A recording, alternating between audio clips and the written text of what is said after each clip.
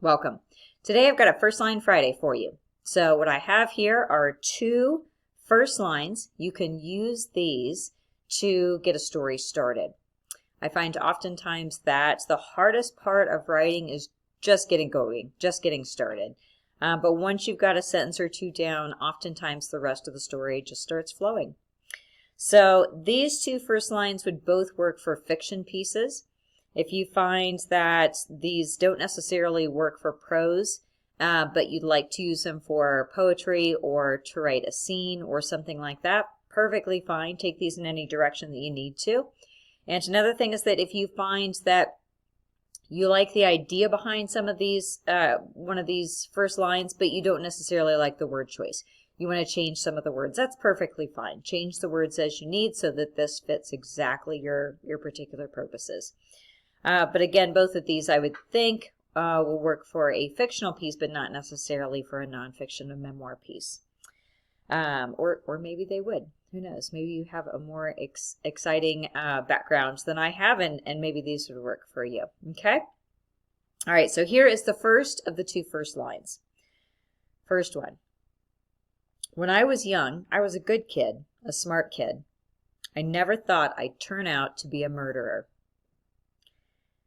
So my daughter thought of this one. This one comes from her. She really, really likes murder mysteries. It's her favorite genre. She loves reading them, and she loves watching murder mystery shows as well. And so she came up with this one, which would be this great first line to reveal at the beginning that this character has a positive background, right? Was a good kid growing up. Never thought they'd turn out to be a murderer. So I'll give you that line again. When I was young, I was a good kid, a smart kid. I never thought I'd turn out to be a murderer. So if that works for you and you want to use that for your first line and get a story down, go ahead and do that. Okay? Here is a second one, which creates a mystery, not necessarily murder mystery, but it does create a tone of mystery from the beginning. I should have known he'd be trouble. I should have listened more closely to his accent. So at the beginning here, we're putting a lot of emphasis onto that accent, okay? We know that the second, as of yet unidentified character in this story is trouble. That second character is going to cause a problem. We don't know exactly what that problem is yet. That's going to come. But this character who's speaking here, the narrator, is looking back. This character is reflecting on previous experiences and recognizing, I should have listened to that accent, right? That the accent should have been a tip-off.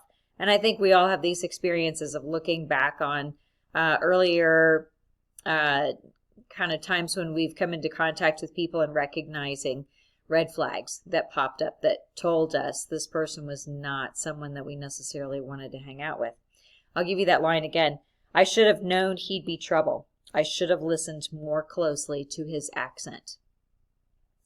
So with both of these first lines, if you want to change these around, you want to use different wording, you want to add to it, mix it up a bit, and so forth, you're absolutely welcome to do that. I hope that these are helpful for you in just getting those first lines down on paper so that then you can write a whole story. All right? Hope that you have fun with this, and good luck with your writing.